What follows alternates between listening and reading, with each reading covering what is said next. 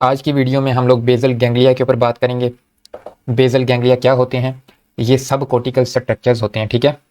हम लोगों ने कॉर्टेक्स के हवाले से डिटेल वीडियोस की हैं, आप काइंडली उसको देख लें।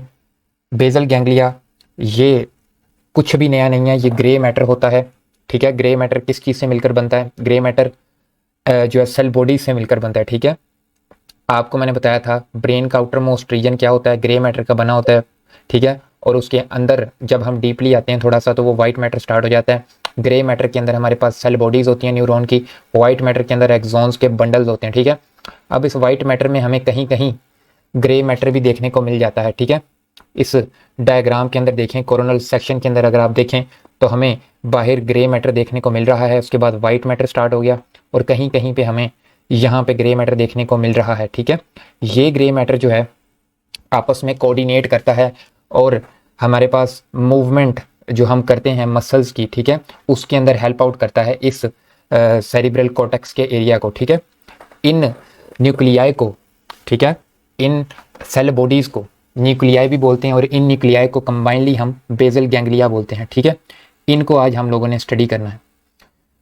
बेसल गैंग्लिया के अंदर कौन कौन से कंपोनेंट है वो यहाँ पे लिखे हुए हैं। सबसे पहले इसके अंदर कॉर्डेट न्यूक्लियस होता है, प्यूटामेन होता है, ग्लोबस पैलिडस होता है, सबस्टेंशिया नाइग्रा होता है और सब थैलेमिक न्यूक्लियस होता है, ठीक है। अब कॉर्डेट न्यूक्लियस और प्यूटामेन को मिलाकर हम लोग स्ट्राइटम भी बोलते हैं, ठीक है। इसी तरह प्यूटामेन और ग्लोबस पैलिडस को मिलाकर हम लेंटिफॉर्म न्यूक्लियस भी बोलते हैं, ठीक है। इसका काम क्या होता है इन सब का? ये हेल्प करते हैं कम्प्लेक्स मोटर एक्टिविटी के अंदर, ठीक है। वो कैसे करते हैं हम आपको भी बताएंगे, ठीक है।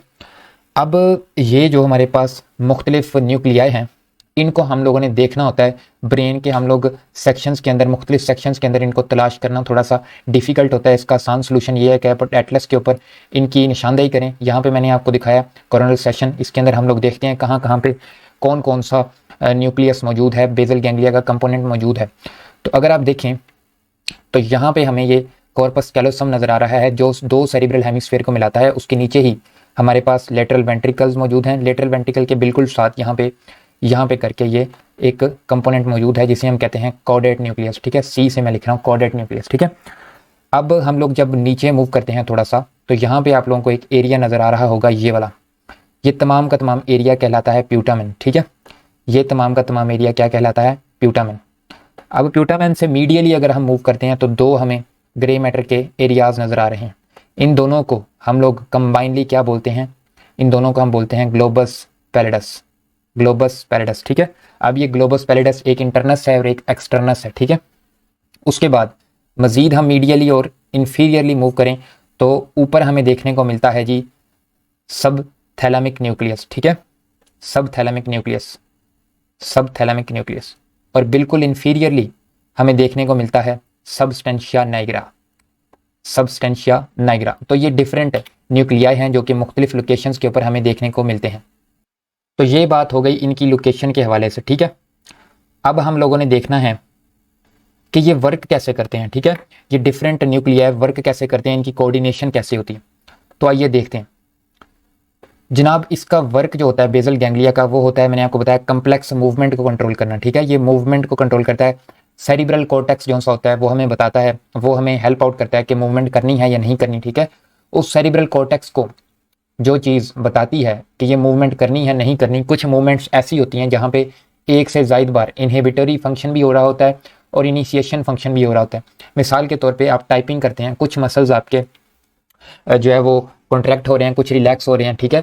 किसी के अंदर जो है वो पॉजिटिव इफेक्ट आ रहा है, किसी के अंदर नेगेटिव इफेक्ट आ रहा है। तो ये सब कुछ कॉर्टेक्स को कौन बताता है? ये बेसल गैंग्लिया हेल्प आउट करता है, ठीक है। और कॉर्टेक्स ने आगे सिग्नल देना होता है ब्रेन स्टेम को और स्पाइनल कॉर्ड को कि ये आप फंक्शन परफॉर्म करें या ना करें, ठीक है। तो ऐसे ये बेसल गैंग्लिया हमें हेल्प आउट करता है कम्प्लेक्स मूवमेंट्स के अंदर, ठीक है।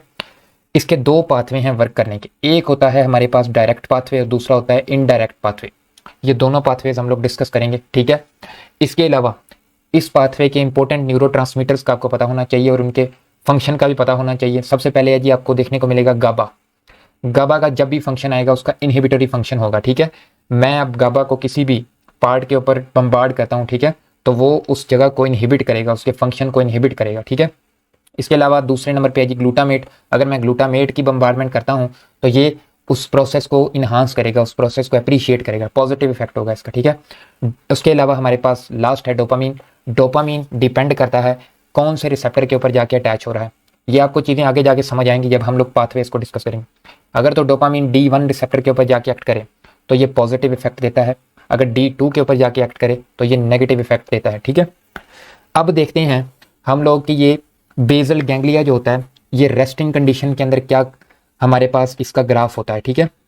तो आइए देखते हैं। आम हालात में सेरिब्रल कोर्टेक्स ने इंफॉर्मेशन देनी होती है ब्रेन स्टेम और स्पाइनल कॉर्ड को फॉर मूवमेंट, ठीक है। अब थैलेमस है जो कि बताता है कोर्टेक्स को कि आपने ये मूवमेंट करनी है, ठीक है।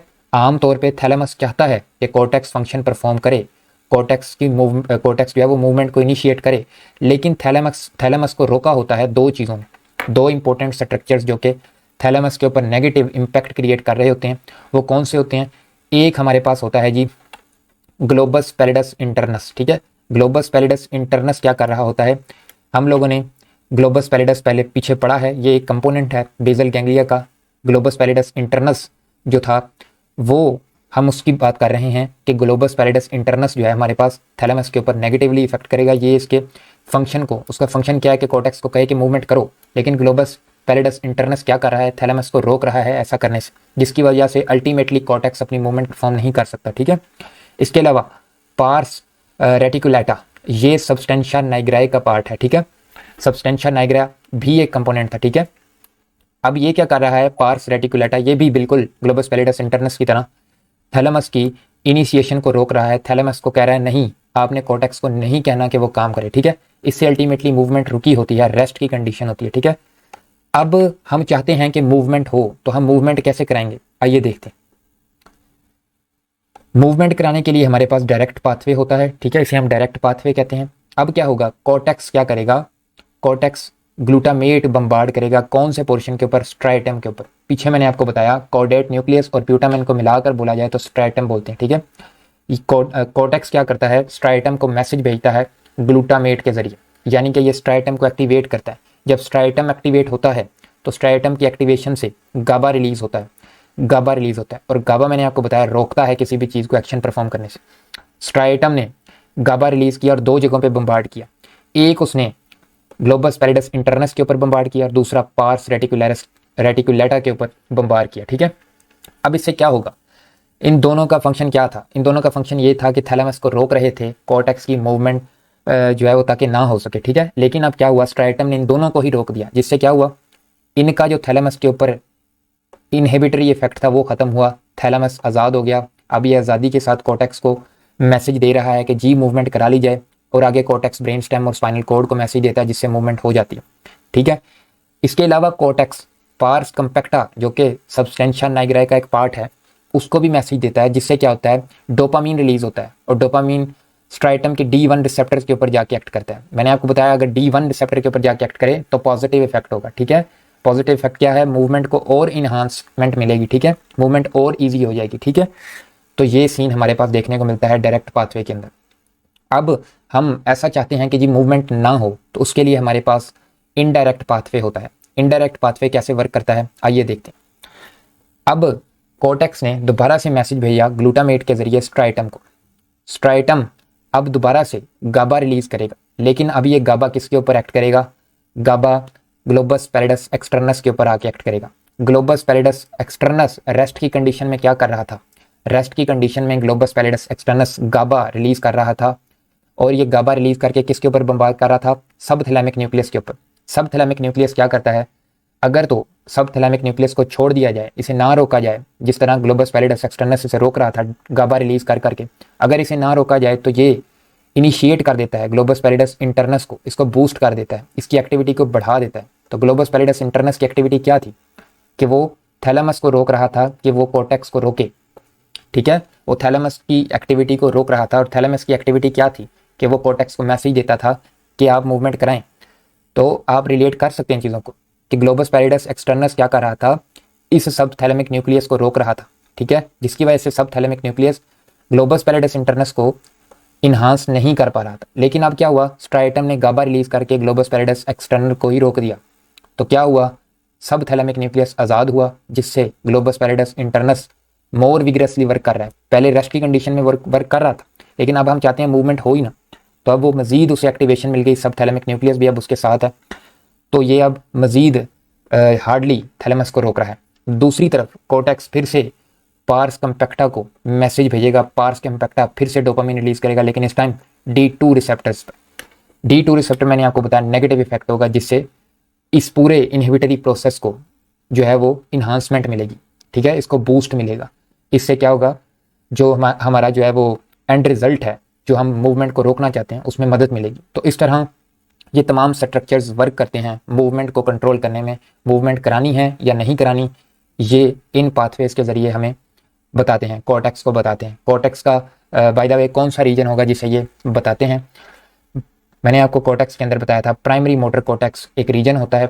ये वीडियो हमारी अवेलेबल है, आप देख सकते हैं। प्राइमरी मोटर कॉर्टेक्स को ये मैसेजेस जा रहे होते हैं कि मूवमेंट आपने करानी है या नहीं करवानी, ठीक है जी। तो ये थी हमारी वीडियो आज की। Thanks a lot for your time, good bye, अल्लाह हाफिज़।